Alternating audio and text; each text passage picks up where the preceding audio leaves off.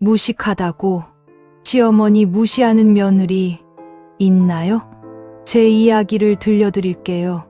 어느 날 갑자기 제 짐이 문 앞에 나와 있었습니다. 25년 살던 제 아파트 현관 앞에 제 옷가지들이 담긴 검은 비닐봉지가 놓여 있었어요. 며느리가 문 안에서 말했습니다. 어머님, 이제 나가세요. 무식한 어머니와 더 이상 못 살아요. 그날 저는 아주 중요한 결단을 내렸습니다. 안녕하세요. 제 이름은 박경자, 올해 75입니다.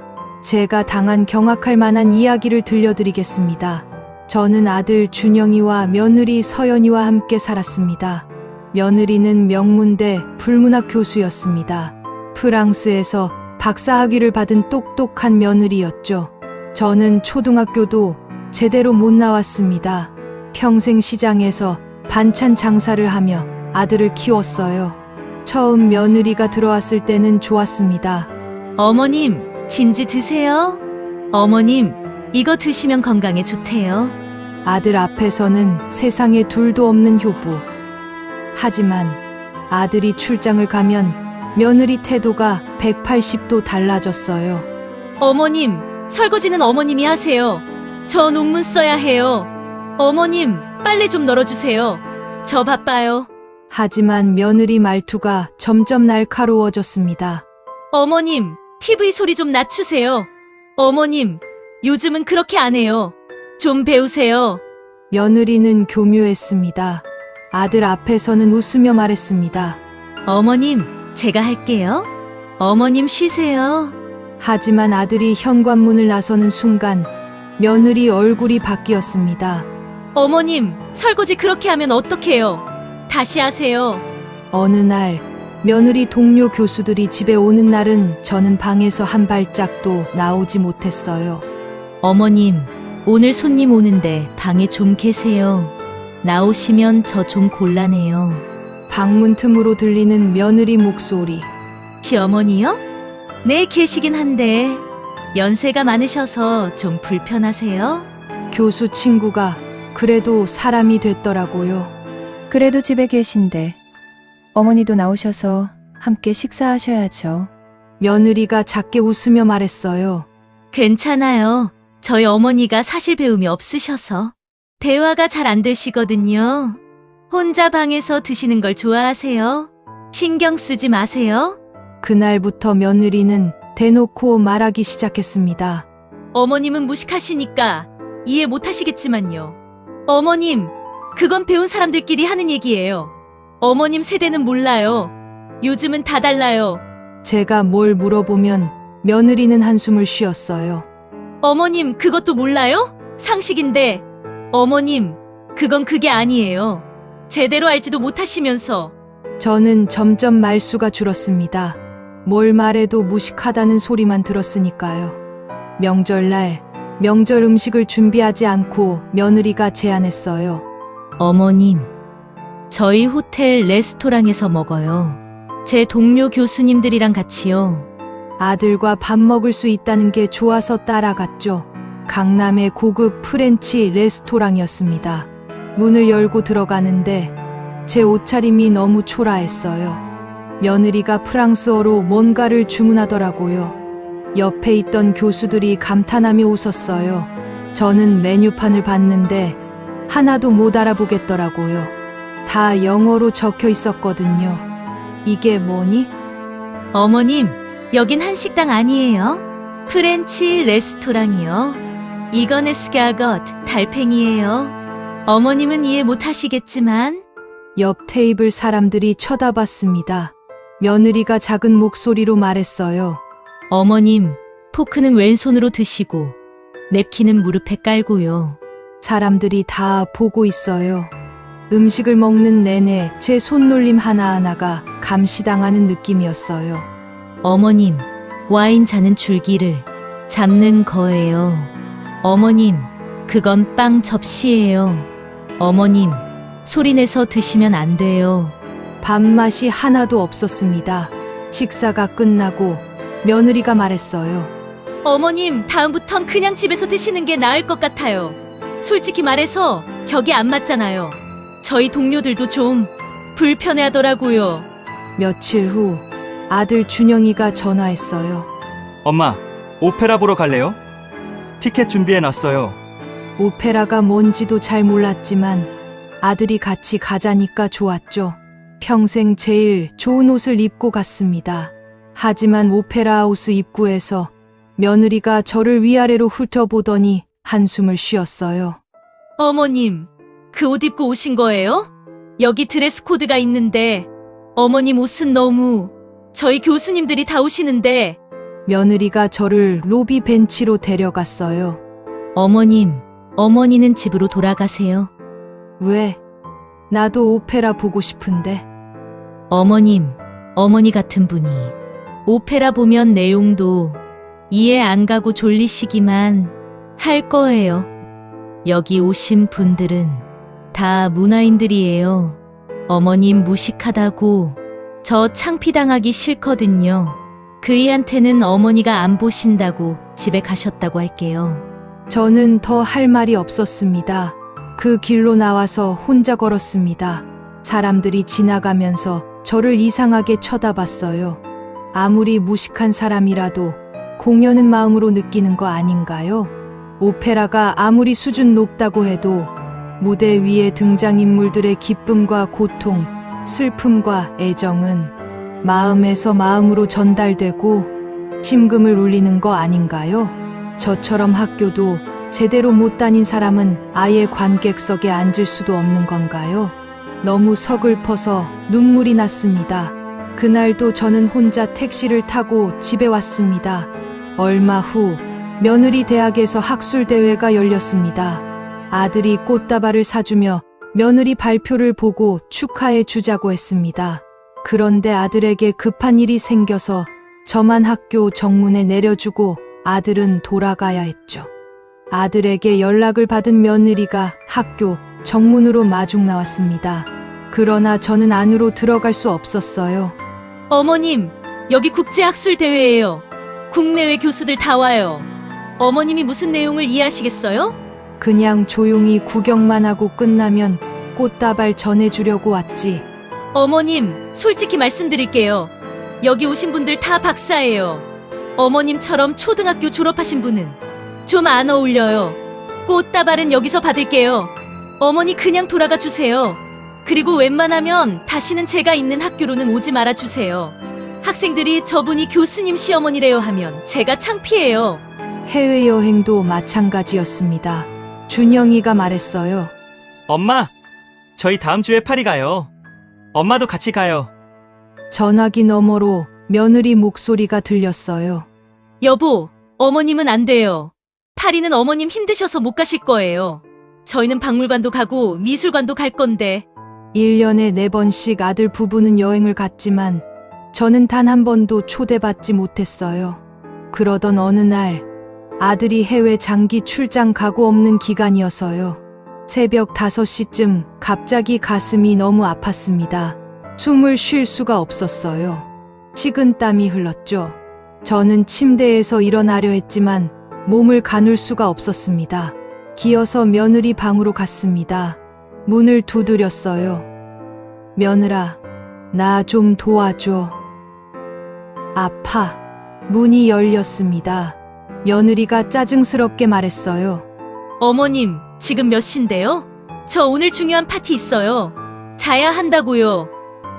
나 정말 아파. 병원. 어머님, 그냥 소화제 드시고 주무세요. 나이 드시면 다 그래요. 며느리는 문을 닫아버렸습니다. 저는 바닥에 주저앉았습니다. 가슴 통증은 점점 심해졌어요. 기어서 거실로 나왔습니다. 간신히 현관문까지 기어갔습니다. 도움을 청하려고요. 문 손잡이를 잡고 일어나려 했는데 힘이 하나도 없었어요. 저는 그대로 현관 바로 안쪽에 쓰러졌어요. 문은 반쯤 열린 채로 마침 경비 아저씨가 복도를 순찰하고 있었습니다. 우리 집 앞을 지나가는데 문이 열려 있는 게 보였대요. 경비 아저씨가 조심스럽게 문을 열고 저를 발견했어요. 현관 바닥에 쓰러진 저를 할머니, 할머니, 경비 아저씨가 119를 불렀습니다. 그때 며느리가 방에서 나왔습니다. 머리를 풀어헤치고 화장을 한 얼굴로 구급차가 왔습니다. 응급구조사들이 저를 들것에 실었어요. 심근경색 의심 환자입니다. 빨리 가야 합니다. 보호자분은 같이 안 가세요? 며느리가 말했습니다. 저 오늘 중요한 파티가 있어서요. 경비 아저씨가 믿을 수 없다는 표정으로 며느리를 봤습니다. 파티요. 시어머니가 죽을 수도 있는데 파티요. 며느리는 구급차를 따라가지 않았습니다. 대신 옷을 갈아입고 화장을 고치더니 파티에 갔죠. 경비 아저씨가 구급차에 함께 탔습니다. 제가 모시고 가겠습니다. 급성 심근경색이었습니다. 조금만 늦었으면 큰일 날 뻔했대요. 이번 일주일 동안 며느리는 단 한 번도 오지 않았어요. 퇴원하는 날도 며느리는 오지 않았어요. 저 혼자 짐을 싸서 택시를 타고 집으로 갔습니다. 집에는 밥도 없고 먹을 것이라곤 없었어요. 저는 기운이 너무 없어서 방에 들어가 쓰러지듯 누워 잠을 잤습니다. 다음 날 며느리가 제 방문을 열었습니다. 어머님, 오늘 나가세요.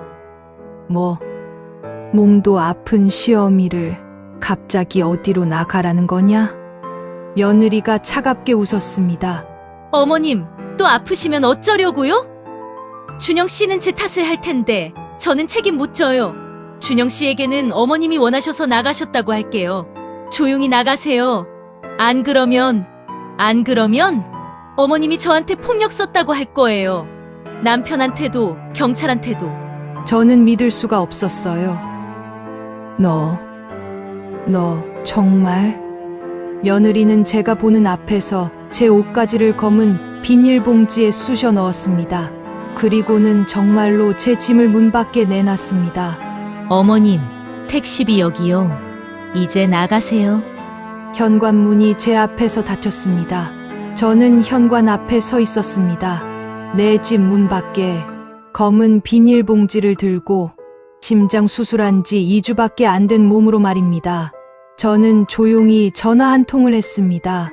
김 실장 이리로 와주세요. 원룸 하나 계약하고 간병인도 불러주세요. 며느리가 몰랐던 사실이 있었습니다. 제가 쓰러지던 날 저를 구해준 경비 아저씨를 제 개인 비서로 채용했다는 사실. 제게 아들과 며느리는 모르는 막대한 재산이 있다는 사실을요. 저는 가난하게 살았지만 바보는 아니었어요. 30년 전부터 저는 돈을 모았습니다. 시장에서 반찬 장사하며 번 돈, 한 푼, 두 푼 모아서 땅을 샀어요. 강남에, 서초에, 송파에, 작은 땅들을. 그때는 그 동네가 허허벌판이었거든요. 하지만 개발된다는 소문을 들었어요. 경매도 다녔습니다. 법원 경매에서 싸게 나온 땅들을 샀죠. 주식도 공부했어요. 도서관에 가서 책을 빌려 읽었습니다. 한글은 서툴렀지만 숫자는 알았으니까요. 30년 동안 모은 재산 280억 원이었습니다. 며느리는 몰랐죠. 무식하다고 무시한 시어머니가 280억을 가지고 있다는 걸. 저는 변호사를 만났습니다. 장학재단을 만들고 싶습니다. 얼마 규모로 하시겠습니까? 280억 원입니다. 변호사가 놀란 눈으로 저를 봤어요. 배움의 품격 재단. 저처럼 배우지 못했지만 배우고 싶은 사람들을 위한 재단. 가난하지만 꿈이 있는 학생들을 위한 재단. 그리고 가장 중요한 것, 인성을 보는 재단. 아무리 성적이 좋아도 부모를 무시하는 학생은 절대 뽑지 않는 재단. 며느리가 다니는 대학과 MOU를 맺기로 했습니다. 280억 규모의 장학사업. 대학은 환호했죠. 며느리가 다니는 대학에서 행사가 열렸습니다. 신규 장학재단 협약식. 며느리도 참석했어요. 며느리는 몰랐습니다. 그 재단이 누가 만든 건지. 행사장에 들어갔습니다. 깔끔한 한복을 입고 며느리가 저를 보는 순간 얼굴이 하얗게 질렸어요. 대학 총장이 무대 위로 달려왔습니다. 이사장님, 오시느라 수고 많으셨습니다. 총장이 제 손을 잡고 공손하게 인사했어요. 며느리 입이 떡 벌어졌습니다. 이사장? 학장이 마이크를 잡았습니다. 여러분, 오늘 우리 대학 역사에 길이 남을 순간입니다. 280억 원 규모의 장학재단과 MOU를 체결합니다. 이사장님을 모시겠습니다. 큰 박수로 맞아주시기 바랍니다. 모든 교수가 일어나 박수를 쳤습니다. 며느리도 떨리는 몸으로 일어났죠. 손에서 핸드백이 떨어졌습니다. 저는 단상에 올랐습니다. 안녕하십니까. 배움의 품격, 재단 이사장 박경자입니다. 며느리가 의자를 붙잡고 서 있었어요. 다리에 힘이 풀린 것 같았습니다. 저는 초등학교도 제대로 못 나왔습니다. 무식한 사람이죠. 청중이 조용해졌습니다. 평생 시장에서 반찬 장사를 했습니다. 하지만 한 가지는 압니다. 진짜 배움이 뭔지. 며느리를 똑바로 봤습니다. 학벌이 높다고 품격 있는 사람이 되는 게 아닙니다. 외국어를 10개 해도 감사합니다. 한마디 못하면 그 사람은 문맹입니다. 며느리 얼굴에서 피가 싹 빠졌어요. 진짜 품격은 약한 사람, 아픈 사람을 어떻게 대하느냐에서 나옵니다. 특히 가족을요. 며느리가 자리에 주저앉았습니다. 행사 후 리셉션. 총장이 제 옆에 바짝 붙어 다녔어요. 이사장님, 편하신가요? 이사장님, 음료 갖다 드릴까요? 이사장님, 저희 대학을 선택해 주셔서 정말 영광입니다. 교수들이 줄을 서서 인사했습니다. 며느리는 구석에 서서 이 광경을 보고 있었어요. 자신이 평생 무시했던 시어머니를 총장이 떠받드는 모습, 동료 교수들이 줄 서서 인사하는 모습, 며느리 차례가 왔을 때 며느리가 떨리는 목소리로 말했어요. 어머니. 저는 차갑게 말했습니다. 이서연 교수님, 오랜만입니다. 며느리가 당황했습니다. 어머님. 저 혼자 사는 거 좋더라고요. 자유로워서. 이서연 교수님 말씀대로 격이 안 맞으니까요. 주변 교수들이 수군거리기 시작했습니다. 학장이 물었어요. 이 교수, 이사장님을 아세요? 제가 웃으며 대답했습니다. 네, 며느리예요. 제가 무식해서 같이 살기 불편하다고 하더라고요. 그래서 집에서 나왔죠. 심근경색으로 쓰러졌을 때도 파티가 더 중요해서 제가 죽을 뻔했습니다. 순간 리셉션장이 조용해졌습니다. 총장의 얼굴이 굳었습니다. 며느리는 말문이 막혔어요. 그게 아니라. 다음 날부터 대학은 난리가 났습니다. 280억 이사장님이 이서연 교수 시어머니래. 시어머니를 집에서 내쫓았대. 심근경색으로 쓰러졌는데 파티 갔대. 완전 인성 최악이네. 며느리의 강의실은 텅 비었습니다. 30명 수업인데 3명만 앉아 있었어요. 복도에서 학생들이 수군거렸습니다. 저 교수 수업 안 들을 거야. 280억 기부한 시어머니 내쫓았다며? 소문이 퍼져서 아들까지 알게 되었죠. 준영이가 재단 사무실로 찾아왔습니다. 엄마, 이게 정말 엄마 사무실이에요? 응. 앉아라.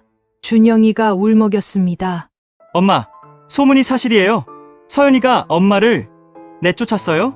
저는 고개를 끄덕였습니다. 심근경색으로 쓰러졌는데도 파티 갔다는 것도 왜 말씀 안 하셨어요? 너는 믿지 않았을 거야. 서연이가 워낙 연기를 잘했으니까. 저는 준영이에게 녹음 파일을 들려줬습니다. 며느리가 저를 무시하던 말들. 어머님은 무식하시니까. 어머님, 오늘 나가세요. 어머님이 폭력 썼다고 할 거예요. 그리고 아파트 복도 CCTV 영상을 보여줬어요. 새벽에 우리 집 문이 반쯤 열려있는 모습. 경비 아저씨가 발견하고 안으로 들어가는 모습. 제가 현관 바닥에 쓰러져 있는 모습. 구급차가 오는데도 며느리가 화장하고 파티에 가는 모습. 준영이는 영상을 보며 무릎을 꿇고 울었습니다. 엄마, 미안해요. 내가 정말 못난 아들이었어요. 내가 엄마를 지켜야 했는데. 아들 준영이는 집으로 가서 며느리 앞에서 녹음기 버튼을 눌렀습니다. 며느리 목소리가 흘러나왔습니다. 어머님, 오늘 나가세요. 어머님이 폭력 썼다고 할 거예요. 며느리 얼굴이 하얗게 질렸어요. 여보, 이건 당신! 우리 엄마한테 어떻게 이럴 수가 있어? 아니야. 이건 오해야. 당신! 나 출강 간 사이에 엄마가 죽어가는데 파티 가고 병원에 한 번도 안 갔다며? 며느리가 울기 시작했습니다. 여보, 미안해요. 내가 스트레스 받아서 나도 모르게. 준영이가 차갑게 말했습니다. 당장 이혼하자! 당신은 아주 무서운 여자야! 소름 끼쳐서 1분 1초도 당신과 한 공간에서 살 수가 없어! 여보, 안 돼. 제발, 한 번만. 당신을 형사고발할 수도 있어! 조용히 우리 집에서! 아니, 여기 내 어머니 집이지? 어머니 집에서 나가! 며느리가 저를 내쫓았던 그날 했던 행동 그대로 돌려주었습니다. 아들이 며느리 짐을 검정 비닐 봉지에 싸서 밖으로 내놨습니다. 며느리는 아무 말 못하고 누가 볼까 창피해서 얼른 짐을 챙겨 나갔다고 하더라고요. 며느리에게 학장실 호출이 왔습니다.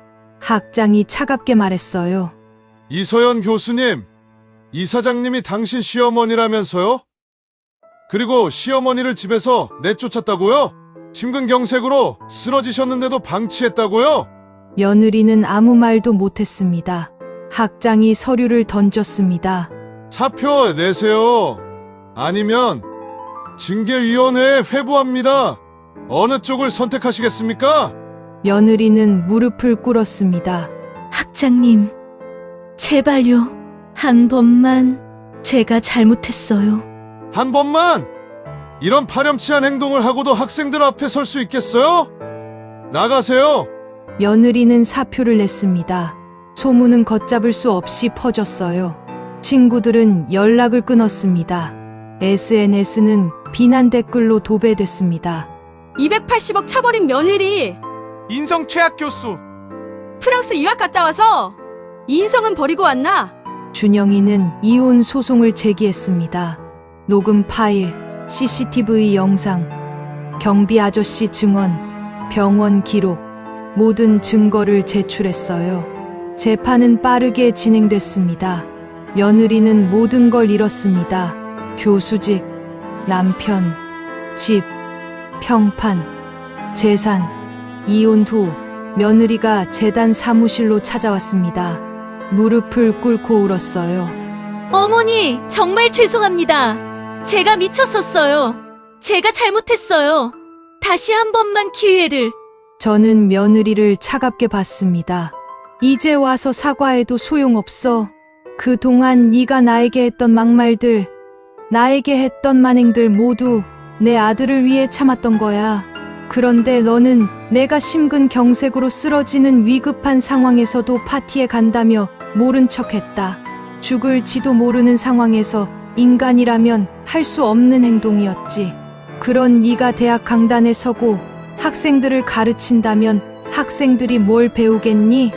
내 피 같은 돈, 장학금으로 그런 배움을 주고자 한 게 아니란다. 며느리가 바닥에 엎드려 울었지만 저는 뒤돌아보지 않았어요. 지금 저는 75입니다. 배움의 품격, 재단 이사장으로 전국을 다니며 강연합니다. 며느리 서연은 지금 작은 번역 사무실에서 알바를 한다고 들었어요. 교수직은 다시 못 구했대요. 프랑스어 실력으로 간신히 먹고 사는 처지가 됐다고 합니다. 준영이는 재혼했습니다. 착한 사람 만났어요. 진짜 효부를 만났죠. 새 며느리는 저한테 진심으로 잘합니다. 어머님, 저희가 잘 모실게요. 저희와 같이 사세요.